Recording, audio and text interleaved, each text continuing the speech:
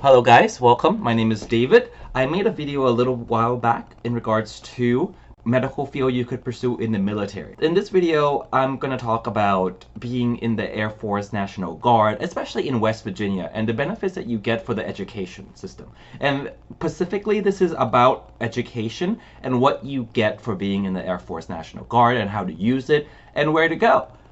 So, a little background about myself. I have served in the Air Force for 8 years. I have been in Air Force Active Duty, Reserve, and Guard. So I have been in all three components of the Air Force.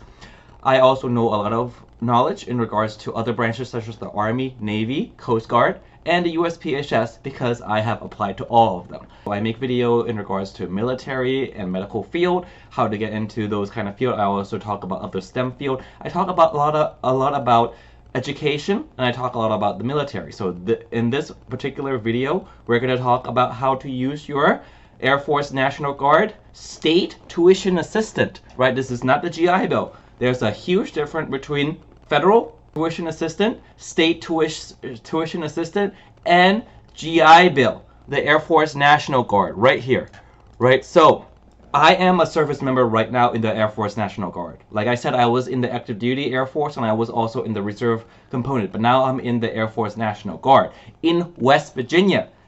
To college if you're in the Air Force National Guard. Now, in order to understand the difference and how to get different type of thing, the type of person that will be looking for this type of tuition assistant is if you are a traditional guardsman. Air Force National Guard tuition assistant, keep in mind that it only works for your state, for the school that you're going into. So I'm in West Virginia, so the school that I am going to go to is the American Military University, and the only reason that American Military University is paid for by the Air Force National Guard in West Virginia is because this university, this online university, is based in West Virginia, which gives me the benefit of going to this school and using this tuition assistant. And if you go into West Virginia as a guardsman, then you could come here as well. Now, you don't have to live there. So I live in Virginia. I don't live in West Virginia, but I am stationed in West Virginia, right? I picked to be in the base in West Virginia.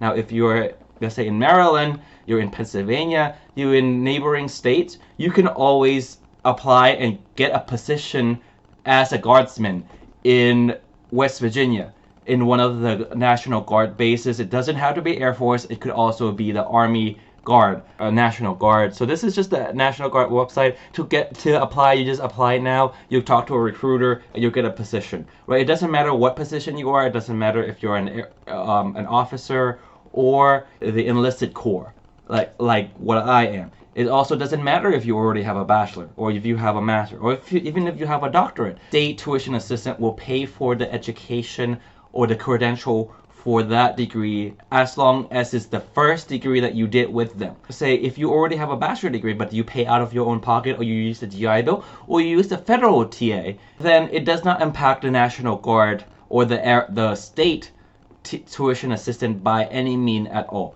So, right, so if you got an associate degree with the National Guard, with this using the state tuition assistant, then you can no longer get another associate degree. But now you can get a bachelor degree, and you can get a master's degree, and you can also get a doctorate degree, but you can only get a doctorate degree in Doctor of Osteopathic or Allopathic Medicine. In order to capitalize on this, the first step is to talk to your academic advisor. I got this sent to me.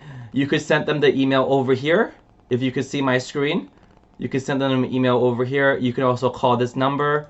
You could also call this number. I think it's the same. It's a little bit bigger, and it'll go through the rules.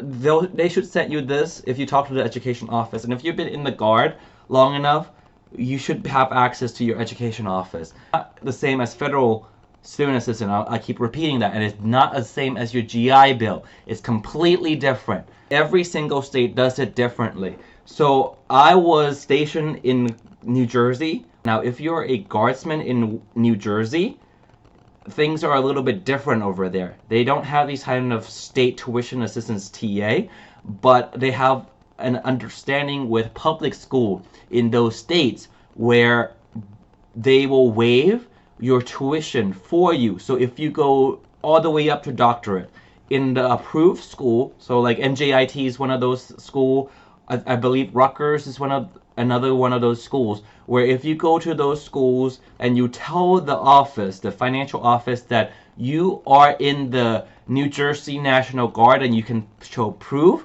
then your tuition is completely waived. That's including your dorm, your housing, everything. So that's one of the best part about being in the New Jersey National Guard. Now in the West Virginia National Guard, that's not how it works. You have to use the state tuition assistance, and it will pay for the public school in the state only, and it will pay up to $9,000 a year. Say you go to AMU, which tuition is around $251 per credit. It's really hard for you to go over that $9,000 a year. This is a very affordable university. But now if you go to a state school like WVU, which is West Virginia University, for that is around, per semester is around $5,000. And if you're a guardsman over here, if you live in Maryland or you're from Pennsylvania, it doesn't matter. You'll get an in-state tuition anyways. So you're looking at per semester $5,000. So together per year, you're looking at around $11,000 to $12,000, not including housing, a bit over $9,000. So it's gonna be some out of pocket that you have to pay for. So that's just to keep in mind when you pick your university where you're going for. Now, a lot of people might want to go to WVU because they want the campus life experience. They want to have a dorm room. They want to move out of their parents' house and whatnot. AMU is a military university, so even if I'm living in Pennsylvania or even in California, as long as I am a guardsman in West Virginia and I fly over to do my thing every month, or if I do a contracting position where I only come in once a year to do my 3 months and go back, you will be eligible to come here for completely free. I'm looking at the associate degree, I'm looking at the bachelor degree, and I'm looking at the master's degree, right? And if you're looking at this, this is really good for someone who's first time young 18-year-old graduating from high school and you don't know where to go. You don't have the money to college because college debt is no joke at all. You can always do this. Come to this school and get a student assistant. Does this school have everything that you need? Like every program, let's say. No, it does not. But it doesn't matter because you're gonna go for an associate degree and it has all prerequisite classes. Right, so you can always, after you get an associate degree, transfer to a higher degree, and you don't have to stay with it. So let's say, right, I want to do engineering at AMU, right? So I don't see engineering courses or degree over here, right? They do have engineering for undergraduate, electrical engineering, right?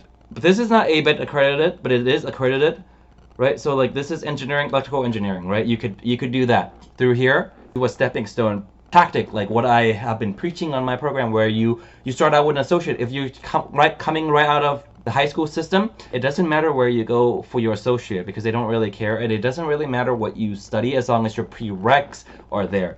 So let's go back to undergraduate degree, to what they have for engineering, right? Let's look at engineering. I want to be an engineering major. What can I do as a stepping stone? Right here I see cybersecurity, right? I see computer technology, I see data science, I see health science if you want to do that. Legal studies is pre-law if you want to do pre-law.